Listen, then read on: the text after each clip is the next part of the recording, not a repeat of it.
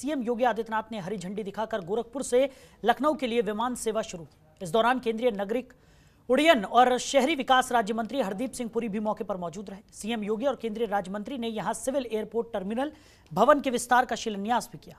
इस अवसर पर मुख्यमंत्री योगी आदित्यनाथ ने कहा कि गोरखपुर के साथ उत्तर प्रदेश के 5 हवाई अड्डों से प्रमुख शहरों के लिए हवाई सेवा शुरू हो रही है। 2 नई उड़ान की शुरुआत 29 मार्च से हो जाएगी। अब चप्पल पहनने वाले भी हवाई जहाज से यात्रा कर सकेंगे। कार्यक्रम के दौरान सीएम योगी ने कहा कि पहले लखनऊ और वाराणसी एयरपोर्ट को छोड़कर शेष अन्य जगह वायु सेवा की स्थिति संतोषजनक नहीं थी। विगत 4 वर्षों के दौरान तेजी से कार्य हुए हैं। इसके लिए नगर विमानन मंत्रालय ने विशेष रुचि ली। उत्तर प्रदेश में 5 अंतर्राष्ट्रीय एयरपोर्ट बनने की ओर अग्रसर है, जिनमें से 2 फंक्शनल है और 3 पर वर्तमान में कार्य चल रहा है। कुशीनगर एयरपोर्ट बनकर तैयार हो गया है। जल्द ही हम इसे अंतर्राष्ट्रीय वायु सेवा के साथ जोड़ेंगे। तो 2 तस्वीरें आपकी टीवी स्क्रीन पर। पहली तस्वीर में नया सफर, नई उड़ान नजर आ रही है। वहीं दूसरी तस्वीर में 1 घंटे में गोरखपुर वाया लखनऊ की जो उड़ान है उसको झंडी दिखाकर सीएम योगी आदित्यनाथ ने उसकी शुरुआत आज से की है। दोनों ही तस्वीरें गोरखपुर से आपको दिखा रहे हैं।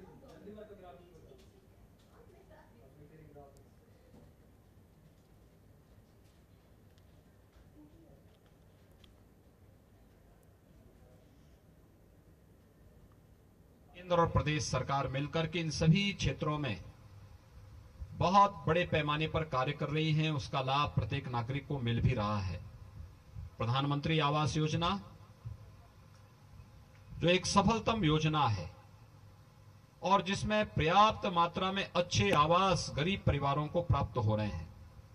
मैं माननीय मंत्री जी के संज्ञान में इस बात को लाना चाहूंगा कि व्यक्तिगत लाभार्थियों को भी 2.5 लाख रुपए प्रदेश के अंदर उपलब्ध कराए जा रहे हैं और एफोर्डेबल हाउसिंग स्कीम के अंतर्गत भी आवासीय सुविधा उपलब्ध करवाने की कार्रवाई युद्ध स्तर पर प्रदेश के अंदर चल रही है। लेकिन इसके साथ ही हम लोगों ने उन लोगों को भी अलग से आच्छादित करने की व्यवस्था की है, खासतौर पर मीडिया के लिए, पत्रकारों के लिए, अधिवक्ताओं के लिए, शिक्षकों के लिए और अलग अलग ग्रुप से जुड़े हुए जो सुविधाएं हैं। आत्मनिर्भर भारत में प्रवासी कामगार और श्रमिकों के लिए भी हम लोगों ने आवासीय सुविधा को भारत सरकार की योजना के अंतर्गत लेकर के व्यापक पैमाने पर उन लोगों को भी इन योजनाओं के साथ जोड़ने का कार्य किया है, जिससे सड़क के फुटपाथ पर कोई भी मजदूर आने वाले समय में रहने के लिए मजबूर न हो, बल्कि उस प्रकार के डोमेट्री और आवासीय सुविधाओं से प्राप्त हो सके। भारत सरकार का जो एक सहयोग और सकारात्मक योगदान इन सभी योजनाओं के साथ मिल रहा है, मैं इसके लिए आदरणीय प्रधानमंत्री जी का और आपका हृदय से धन्यवाद ज्ञापित करता हूं कि इसके परिणाम स्वरूप प्रदेश के अंदर लाखों लोगों के जीवन में नया परिवर्तन लाने में हमें मदद मिलती है, उनके जीवन स्तर को सुधारने में मदद मिलती है। प्रधानमंत्री आवास योजना और जल जीवन मिशन के अंतर्गत हर घर नल को जोड़ने की जो कार्य योजना आगे बढ़ रही है, यह इसी योजना का हिस्सा है।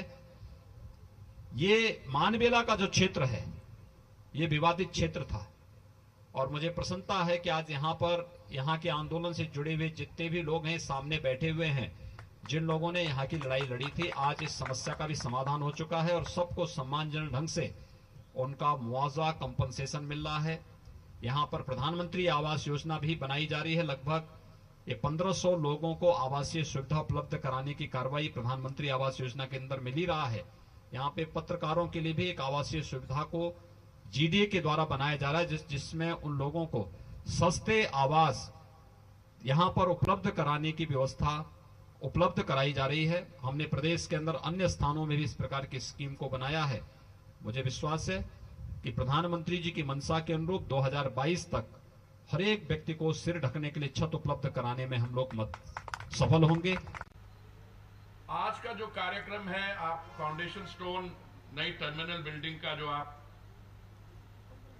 योगी जी आप उसको ले कर रहे हैं, मैं अभी एयरपोर्ट्स अथॉरिटी के अध्यक्ष से पूछ रहा था, भैया इसमें कितना समय लगेगा, क्योंकि हमारा आजकल एक्सपीरियंस ये है, आपके साथ मैं गया था कुशीनगर, आपने सो काम शुरू करवाया, आज कुशीनगर हवाई अड्डा तैयार है और इंटरनेशनल बनेगा। और हमारी कोशिश यही रहेगी कि ये जो टर्मिनल बिल्डिंग है अभी 100 की कैपेसिटी है, उसके साथ 200 हो जाएंगे। गोरखपुर की ग्रोथ रेट क्या रही होगी आपको कैसा लगता है? मैं बताता हूं 98%। कोई स्थान 100% ग्रोथ रेट हो ये बहुत महीना रखता है। इसलिए जो आप 2-3 फ्लाइट की बात कर रहे हैं कुछ नहीं, अगर अनुज जी और अभी मैं ये भी एकदम तैयार हैं, हम इंफ्रास्ट्रक्चर बढ़ाएं। जो अभी 14 फ्लाइट की शायद आप बात कर रहे थे, 14 क्या 30 फ्लाइट हो सकती है यहाँ पे, और इस कनेक्टिविटी के साथ इकोनॉमिक ग्रोथ होती है। और जहां पे भी देखा। वहीं पीलीभीत के डीएम पुलकित खरे ने होली और पंचायत चुनाव को लेकर प्रेस कॉन्फ्रेंस की, जिसमें सभी विभाग के आला अधिकारी मौजूद रहे। बैठक में डीएम ने सभी को निर्देशित करते हुए कहा कि सभी अधिकारी क्षेत्र में होली के दिन दौरा करेंगे ताकि कोई भी अप्रिय घटना घटित न हो। साथ ही जिलाधिकारी ने पंचायती चुनाव को शांतिपूर्ण ढंग से कराने की बात कही और सुरक्षा व्यवस्था को दुरुस्त करने के भी निर्देश दिए। साथ ही शहर भर में शांति बनाए रखने के लिए धारा 144 लागू कर दी गई।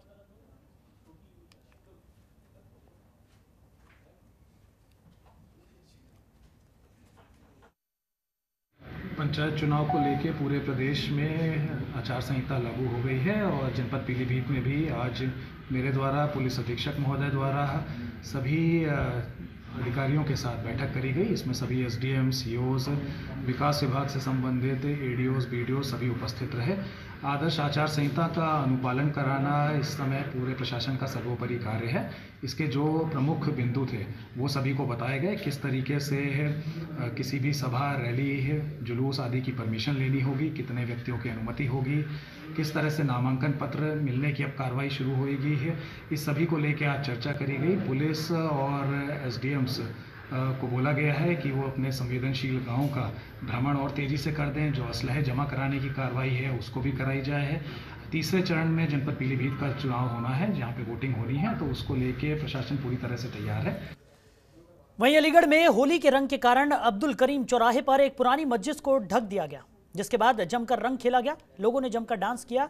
वहीं इस दौरान पुलिस प्रशासन भी मौके पर मुस्तैद रहा। बता दें कि यह चौराहा शहर का मुख्य बाजार का चौराहा है और अति संवेदनशील इलाका माना जाता है, जिसको लेकर जिला प्रशासन और पुलिस वहां अपनी तैनाती रखती है। होली हो या दिवाली, हर त्योहार पर यहां आम जनता के साथ साथ बहुत तादाद में फोर्स को तैनात किया जाता है।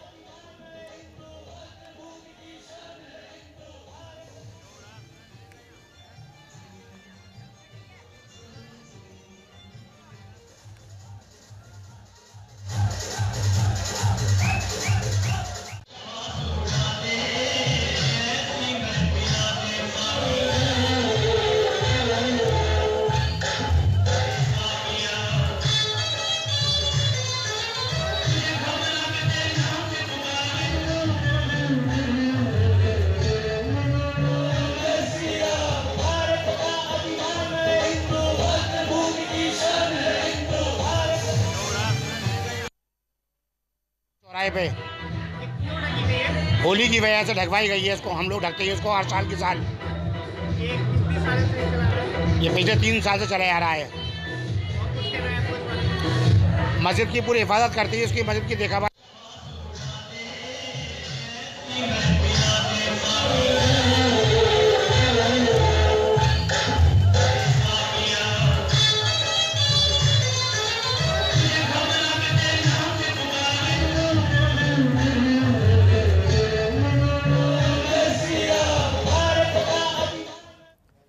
तो वहीं होली के इस पावन पर्व पर रामनगरी में रामलला को कई जगहों से गुलाल और वस्त्र भेंट किए गए। इसी क्रम में बाबरी मस्जिद के पूर्व पक्षकार इकबाल अंसारी ने भी रामलला को केसरिया रंग का अबीर भेंट किया। इस बार सौहार्द की मिसाल इस केसरिया रंग के गुलाल से श्री राम होली खेलेंगे। इसके साथ ही श्री बांके बिहारी के भजे हुए रंग से भी भगवान होली खेलने वाले हैं। इतना ही नहीं, त्योहार के दिन रामलला को विशेष पकवानों का भी भोग लगाया जाएगा। जानकारी के मुताबिक भगवान श्री राम अपने तीनों भाइयों सहित बांके बिहारी के भेजे हुए वस्त्र धारण करेंगे। होली सोमवार के दिन पड़ रही है, इसलिए वृंदावन बांके बिहारी मंदिर की ओर से रामलला को अलग अलग रंगों से कड़े हुए सफेद वस्त्र भेजे गए हैं। इसके साथ ही पीले रंग का हर्बल गुलाल भी रामलला के लिए भेजा गया है, जिसे मुख्य पुजारी आचार्य सत्येंद्र दास को सफेद वस्त्र और पीला गुलाल दिया गया है।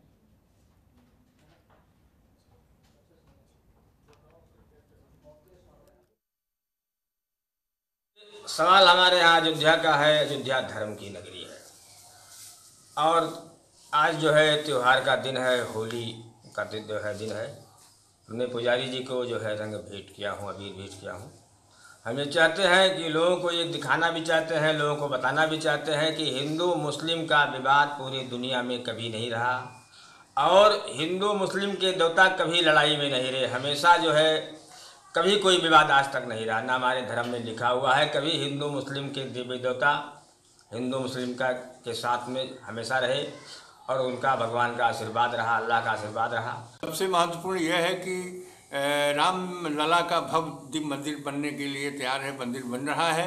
एक उत्सव तो यह है कि हमारा मंदिर बन रहा, दूसरा यह है कि यहाँ स्थायी मंदिर में विराजमान जो राम लला जी हैं उनको इस प्रकार इस साल की होली जो बड़े ही उत्साह के साथ मनाई जा रही है और इसके लिए वृंदावन से कपड़ा आया है रामलला को पहनाने के लिए और अबीर भी आई है, इनको लगाया जाएगा। और साथ साथ अभी यह इकबाल जी ने यह अबीर दिया है जो भगवान रामलला को आज लगाया जाएगा। वहीं लखनऊ में मौलाना खालिद रशीद फिरंगी महली ने देश की आवाम से शब बारात के लिए अपील की और कहा कि एहतियात बरतें, घरों पर रहकर इबादत करें। आइए सुनाते हैं आपको क्या कुछ कहा मौलाना खालिद रशीद फिरंगी महली ने। कि जितने सभी लोग जानते हैं कि आज होलिका दहन भी है और शब बारात भी है और दोनों ओकेजन शाम ही को मनाए जाते हैं। इस वजह से हम लोगों ने इस्लामिक सेंटर ऑफ इंडिया की तरफ से एडवाइजरी जारी करके सबसे यही अपील की है कि जितने कम लोग घरों से बाहर निकलें उतना बेहतर है। जितने ज़्यादा से ज़्यादा लोग घरों में रहकर ही इबादत करें, ये उनके लिए और उनके घर वालों के लिए बेहतर है, क्योंकि कोविड के केसेस मुसलसल बढ़ रहे हैं और इस वजह से जो लोग कब्रिस्तान जाएं भी तो वो जल्दी जा कर के जल्दी वापस आ जाएं और कब्रिस्तान में भी कोविड प्रोटोकॉल का पूरा लिहाज रखें।